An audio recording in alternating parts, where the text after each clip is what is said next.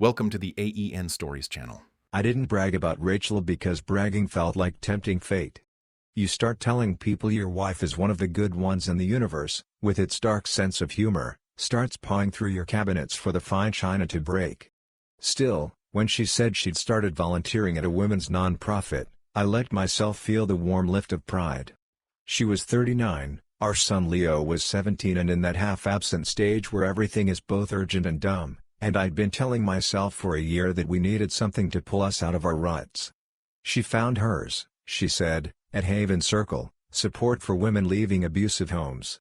They need people to organize, she told me, hands moving as if the to-do list were a physical object. Not just the tearful stuff. Intake, rides, donations.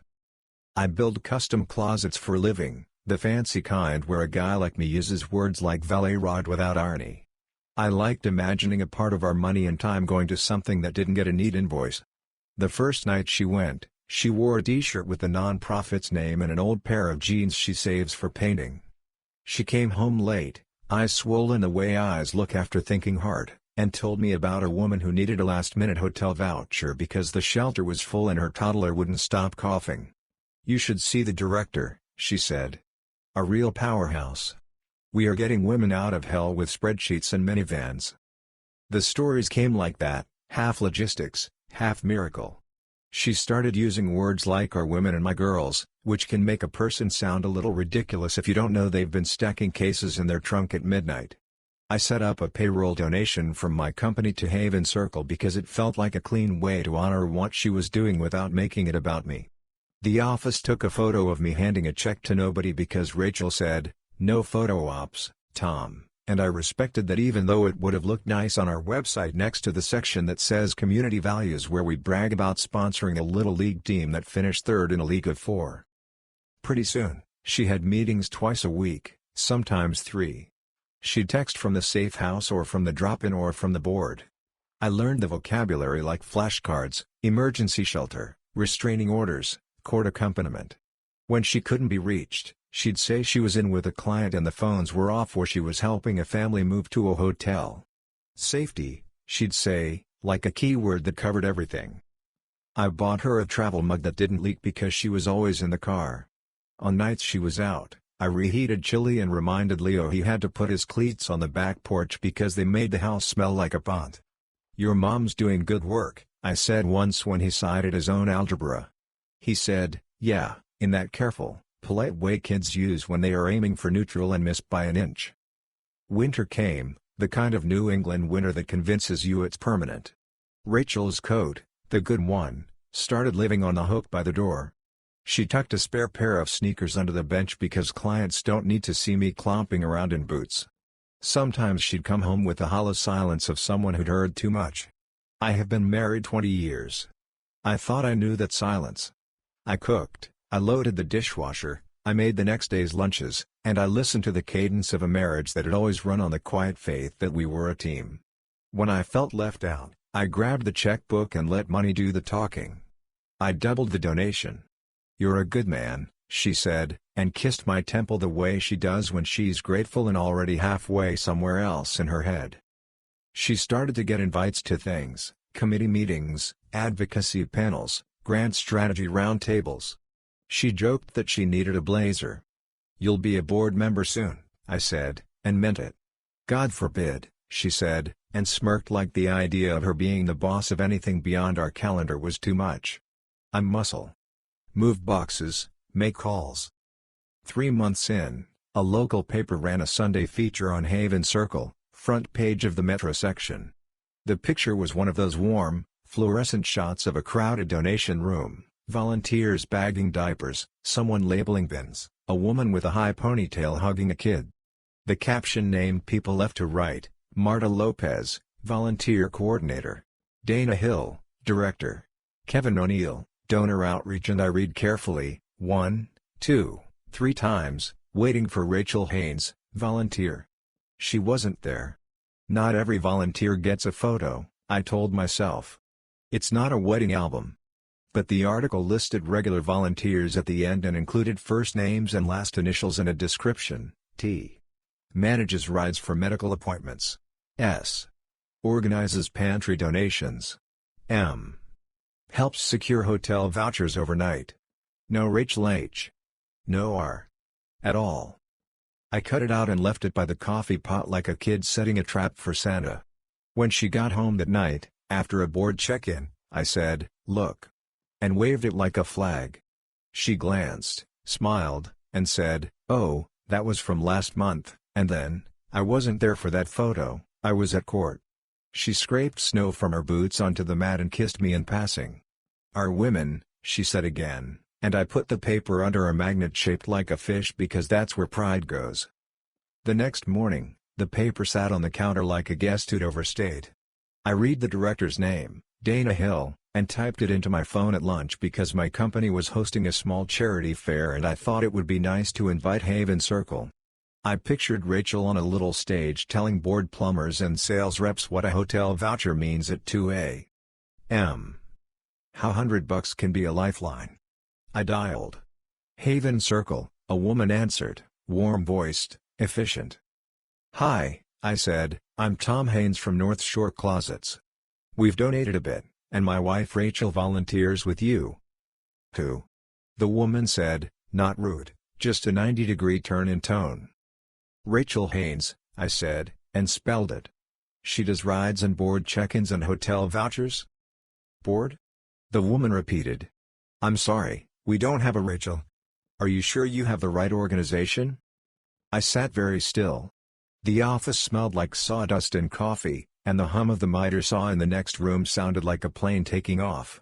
"Haven Circle in Essex County?" I said. "That's us," she said gently. "We have a Rachel who volunteers occasionally in Salem, different last name. But no Haynes." I laughed because the alternative was to throw my phone. "She was there last night," I said, and immediately hated the whine in my voice. "Board check-in." "We don't have a board," she said softly. "We have a steering committee, but those are daytime meetings. Maybe she volunteers with one of our partner organizations? Safe Harbor? Women First?" "Maybe," I said, because I am not a man who yells at strangers for telling the truth. "Thank you." I hung up and stared at the screw organizer on the wall where each little drawer is labeled in my neat all caps, 1 1/4 inch pan, 2 inches drywall, number 8 washers. I took 3 breaths and counted to 5 and then called Rachel. "How's your day?" I asked. "Fast," she said. "We're slammed. I might be at the shelter until late. A woman who needs to get back into her house to get her meds, and the police are dragging their feet on an escort." She had the crisp tone of a person too busy for anything else. "What's up?" "Nothing," I said. "I love you." "Love you," she said, and went back to saving the world that might not know her name. I did the thing I tell Leo not to do, I checked her location on Find My. She'd shared it with me a year ago when she got a flat on Route 1 and couldn't figure out her spare. "Just in case," she'd said. It showed her in the center of town near the library. Haven Circle had an office near there, a storefront with a painted sign and a mural of purple hands. I watched the dot hold still and then migrate, coffee shop, the good bagel place, along the river. She texted, "Phone's off in a sec X," and the dot stopped at a place called Seaside Bistro. I cleaned. Men clean when they're scared, it gives your hands something to do while your head tries to turn into a court of law. I alphabetized finished samples and wiped down the router table. At 4:15, a text pinged my phone, not from Rachel but from our bank. Alert, card ending 0238, charge $286.90, Seaside Hotel, memo, charity conference. My skin went cold in a way that felt like a nut had come loose somewhere in my chest. There are moments in a life that are a coin flip between dignity and spectacle. I grabbed my jacket and my keys. I didn't pretend I had a plan, I had a destination. The Seaside is the kind of hotel that hosts weddings every Saturday and Rotary breakfasts on Tuesdays. Their charity conference room is a carpeted space with stackable chairs and bad art. I parked badly and walked into the lobby like a guy checking for a leak. The woman at the desk said, "Can I help you?" And I said, "I'm here for the charity conference," which felt like saying, "I'm here for your most tender lie." She gestured toward a sign, Seaside Community Partners, Ballroom B. I moved past a table of water pitchers and a tray of brown cookies that looked like dog treats. The ballroom doors were cracked. Inside, a screen glowed with a PowerPoint, blue background, white font, corporate gifts, partnering for impact. 10 people sat at tables, scattered. At the back, near the side door, Rachel stood angled toward a man whose suit fit like he'd had it made. He had that clean shirt and wristwatch look of a man who never fills his own gas tank. He was smiling with his whole face in a way that felt like violence. Rachel's hair was loose the way she wears it when she wants to be pretty and not practical. She wasn't wearing her volunteer t-shirt. She touched his forearm, a gesture so small and familiar it made me lightheaded. He leaned in and said something. She smiled with just her eyes in that way she used to with me when we had secrets that looked like inside jokes instead of malfunctioning grenades. Sometimes you've been married long enough that your eyes become barometers. Mine told me weather. I stepped inside. Rachel looked up and I watched the oxygen leave her. She dropped her hand. "Tom," she said, voice a degree higher than usual. "What are you?" "The bank texted me," I said. "Charity conference." The man did the slow math. He applied a smile to me that belonged in a waiting room. "I'm Gary," he said, as if introductions are a kind of medical attention. Donor," Rachel said quickly. "He's one of our donors. I was going to introduce you." "You weren't on the paper," I said. "It came out wrong, non sequitur. They don't know your name at Haven Circle." We stood in a triangle that should have been a square if the truth were allowed in the room. Gary opened his mouth and Rachel put a fingertip on his sleeve in a tiny, desperate "not now." It was so practiced I could see its earlier versions, their private "not now" moments that lived in my calendar as board check-ins and shelter runs. The projector cycled to the next slide, building trust. "You told me you were helping women," I said, less to accuse than to anchor myself to the only thing that had been solid in my understanding. "I believed you." Her face shifted through 3 expressions I recognized: stubbornness, pity, pleading, and settled on contrition's cousin. "I was helping," she said. "Just not the way you think." The conference kept conferencing. Somewhere up front, someone said metrics. Gary put his hands in his pockets. "Maybe we should," he began, and I cut him off with a look that surprised us both. "Maybe you should shut up," I said, evenly, and felt 50% ashamed and 50% like I'd finally heard my own voice. He nodded, and for 1 second I almost liked him for understanding the rules of the room. "Let's go," Rachel said quietly. "Please." We walked out into the hall lined with photos of sunsets from the last century. The carpet was the color of apologies. In the corner, a sign said "weddings" with an arrow pointing away from us as if marriage were a direction you could walk to if you had the right shoes. Rachel leaned against the wallpaper like a person who'd run only to find the finish line posted somewhere else. "I didn't mean for this to be I didn't set out to hurt you," she said. "I was lonely in my life, and Gary." "Is this the part where you tell me he's separated," I said, "and you're saving each other with after-tax dollars?" She flinched. "He's a donor," she said, as if that explained moral geometry. "We met at an event. He paid for hotel rooms for women who needed them. Sometimes he put it on his card to get around red tape. It felt good to cut through the crap for once." Then she looked away, down at the brown squares of carpet. "He made me feel vivid. I told myself I was networking. I told myself I was useful. I told myself a lot of things." "You told me you were in court," I said. "I was sometimes," she said, and the honesty of it was ugly, like a wound without gauze. "I went to court with women. I moved furniture. I did some of what I said. And some nights, I went to a hotel with him while I said I was in meetings." A door opened down the hall. A woman in a name tag glanced at us and glanced away, the way people decide not to be witnesses. I thought of Leo, of how he could fill a room with teenage sound and then vanish behind his headphones. I thought of Rachel's mother's hands, the way she holds a coffee cup with both palms like it's a blessing she doesn't want to spill. I thought of myself at our kitchen island last week, labeling a box of Girl Scout cookies for the office so I wouldn't eat them all at home. "Do your parents know?" I asked. It was a weird pivot, but family is where my brain goes when the floor drops. "No," she said. They think I'm good. The word seemed to hurt. My father always wanted me to be a, she stopped. I don't know what he wanted. Someone tidy. The conference ended with a little smatter of applause that felt like it belonged to a different planet. Gary walked past us like a kid who's been called to the principal, head down, whispering into his phone, "I'll call you later." Rachel's shoulders slumped when he turned the corner, like a spell had ended and she didn't know which direction gravity worked now.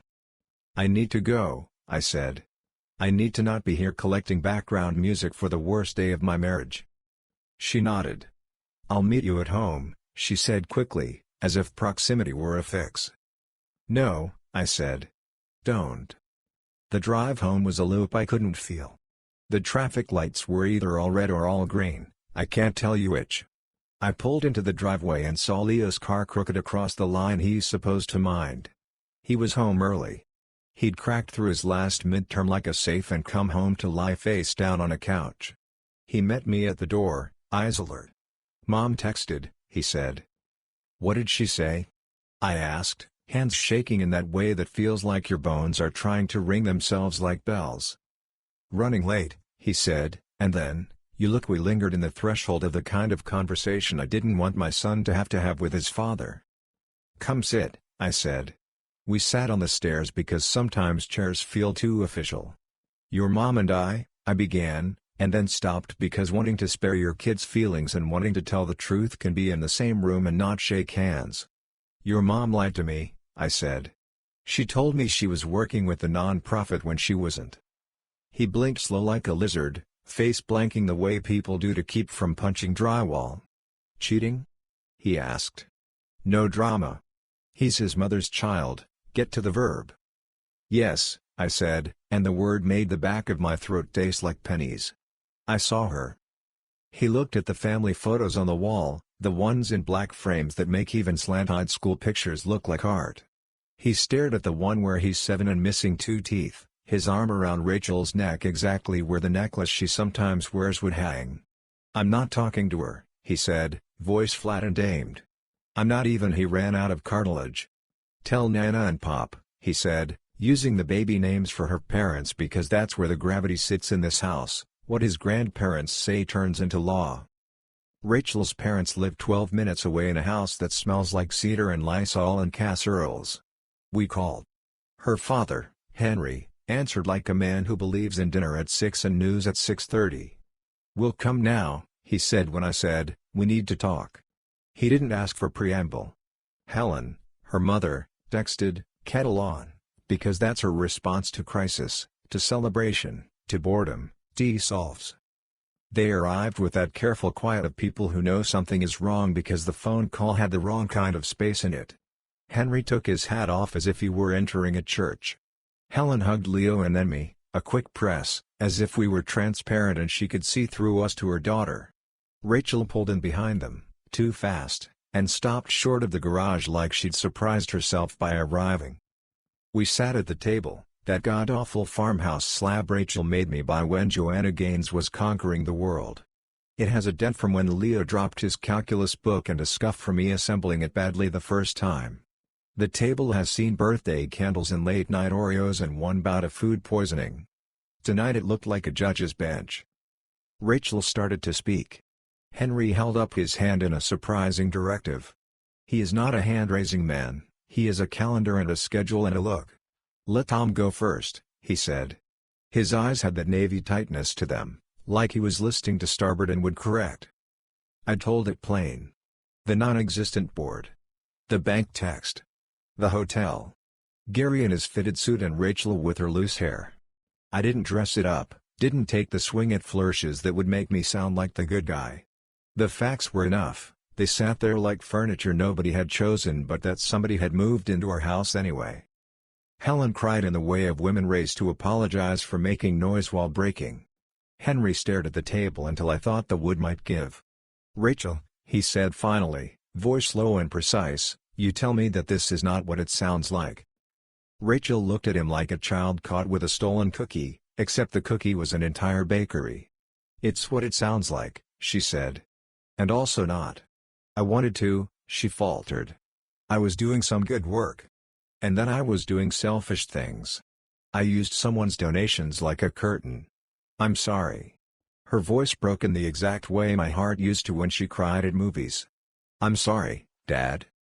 Henry stood up. He moved around the table with that careful measured step of a man whose temper lives under decades of discipline. He put his hand on my shoulder, not performatively, not for show. "You're my son," he said, and he had never said anything like that before. "We stand with you." He turned to Rachel, and it was like standing in a doorway and a wind comes through. "You brought shame into this house with a bank memo," he said. "You used the language of charity to cheat with clean receipts." Each word landed like an object. Helen inhaled a broken thing.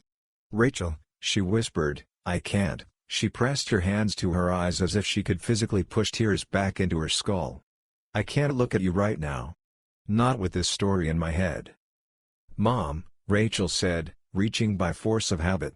Helen recoiled the way you jerk from a hot stove. "Don't," she said softly. "You don't get to lean on me for comfort from a comfort you sold." Leo sat so still I thought he might have left his body.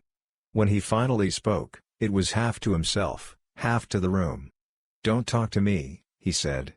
"Not now. Not for a while." He stood. The scraping of his chair on the floor was gunshot. He walked out, his sneakers loud across the wood, up the stairs to the second place he keeps his anger. Rachel's face did something ugly, grief and disbelief and the wild hope that a line could be walked back after it's crossed. "Leo," she called, and he didn't stop because he is a boy who knows when he's done and has inherited his mother's perimeter. Henry's hand tightened on my shoulder until I felt the honest weight of another man's pledge. "You stay," he said. "You and Leo. We'll support you." He looked at Rachel. "We will not bankroll your exit from the consequences. You go where someone else can carry your story for a while. Not here." She chewed the inside of her cheek the way she does when she wants to argue and knows the case is already lost. "I'll go to a hotel," she said, small. The words landed and lay flat. "I'll pack a bag." "No," Helen said sharply. "No hotels. No more hotels. You go to my sister's for a few nights. Then we talk about leases and schedules and what Leo needs. You will not make a movie out of this with a lobby and an ice machine. The cruelty in it was the clean kind, the kind you need when kindness has been used as a weapon one too many times." Later, after the house rearranged itself into a version of normal, Henry helped me fix the drafty window in Leo's room because men like us use caulk when we want to say we're sorry for the drafts in our daughter's choices. Helen set out a casserole like I had discovered a relative had died, which I suppose I had, a version of my wife. At 10, the house was quiet. Rachel's suitcase was gone. Her hook by the door was empty and empty hooks have a way of yelling. Leo's door was shut with the stay-out force that communicates to a father that he should be present without being in the room. I texted Leo, "I'm here," and put my phone face down the way Rachel had started doing months ago when she thought she needed to hide in plain sight. The next weeks were the things I didn't post about on the company Facebook page, calling the school to tell them what not to say, telling the guidance counselor that home stress was a phrase we would accept and family emergency was too big, making dinners that were more like assemblies, walking past Rachel's coat in the hall closet and touching it like a relic. Henry came over and fixed the sump pump. Helen and I sat at the table one afternoon and she cried without apology, a new skill. Rachel texted apologies and offers and then, when I didn't respond right away, she texted schedules and logistics. We met with a mediator who looked like a man who could sell you a used Prius without making you angry. We decided about nights and money and who gets Thanksgiving in a year when all of us might do well to eat toast. Leo kept his distance with the disciplined focus he uses on a fastball. He learned not to look away and not to engage, a fine balance that made me proud and a little sad. One Saturday, I found the cutout newspaper clipping under the fish magnet. It had curled at the edges. I smoothed it with my palm and looked at the names again. They meant nothing to me and everything to Rachel for a while, and to the person I was before the word Seaside Hotel lived in our bank history. I took a pen and wrote our donation amount in the margin and then, under it, doubled it. I drove to Haven Circle with a check and handed it to a woman with sharp eyes and tired grace. "From my company," I said. "No photo." She nodded like she saw men like me about once a month, Good men who were trying to keep the line straight after their house decided to learn geometry without them. In March, snow fell so slow it looked like a screensaver. Leo knocked on my office door, which is a closet with a desk where the invoices go to be misunderstood. "Want a hit?" he asked, and I almost cried because throwing a ball back and forth on a day like that is the closest thing to prayer I know. We drove to the high school field. He smacked pitches into the gray air. We didn't talk about hotels. We talked about bats and whether he wanted pizza or burritos. Rachel's mother sent me a photo one day of Leo as a baby, asleep on my chest, his mouth open in that complete way babies sleep when they are where they're supposed to be. "You are where you're supposed to be," she wrote. "Keep going." The absolution in it was not for my sin. It was for my impulse to make the whole story into my failure, which is another lie men like me tell when we don't know what to do with being the person who didn't lie. Rachel came by on a Thursday to get spring clothes. She stood in the doorway like a person who was trying to be polite in someone else's house. Leo walked past her like she was a person in a hallway. "Leo," she said, and he said, "Mom, with the careful distance you give a hot pan." "I love you," she said. "I know," he said. It was the best version of that exchange we could hope for that day. Later, after she left, the house did that settling thing again, the way it does when the heat kicks off at night.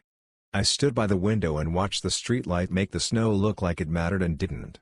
I thought about the phrase helping women, about what it means to be the kind of person who says they are doing good in the world and then forgets that a single person is a world. I thought about my father-in-law's hand on my shoulder at the table, a weight that made standing possible. In the spring, Haven Circle hosted a community day and Leo and I loaded a cabinet into the truck and brought it over because the pantry needed shelves. We installed it in the back room where the diapers live. A woman with a toddler on her hip said, "Thank you," and I said, "Don't thank me," and she looked at me like she knew how much those 3 words covered. We left without a photo. On the way home, Leo rolled the window down and let the cold air slap him awake. "Want to drive?" I asked, and he grinned, not because he wanted to but because he could. Rachel and I don't have the kind of ending people like to hear about. There was no church basement where we forgave each other over store-bought cookies. There was no second wedding under a tree where we promised to keep promises with better grammar. There was a house that kept being a house. There were hooks where coats still hung. There was a boy who grew into a man in a kitchen where his father learned to cook things that wouldn't make the smoke alarm angry. There were parents who remembered that love is not a medal but a muscle. Sometimes, on my way home from work, I drive past the seaside and think about how many versions of bad decisions that carpet has absorbed. I think about Gary's watch and Rachel's hand and my voice saying shut up in a tone my son will probably use someday when he has to be a man in a hallway. I think about the words partnering for impact and how the impact we make is often just the debt we leave in the people who trusted us. One night in June, after the first humid day, Leo and I sat on the stoop with popsicles like a low-budget father-son commercial. He bumped my shoulder with his shoulder. "You're doing good," he said, eyes on the street, not at me, which is how you say it to a man like me. I bumped him back. The porch light hummed. A car rolled by playing a song from before he was born. Across the street, Mrs. Vassallo watered her hydrangeas like the world could be saved that way. "Want to go long?" I asked, holding up a football we don't use much. He stood, grin half feral. "Yeah," he said, and took off down the street under that soft yellow light that makes everything look like a little shimmer. I threw him a pass that wasn't perfect, and he caught it anyway. That, I have learned, is how you go on. You throw what you can. The people who love you adjust their route. And if you're lucky, and quiet, and honest, the catch is enough. Thank you for listening my story. If you want more raw, real, and gripping stories like this one, subscribe to the AEN Stories channel. Your support keeps these stories alive.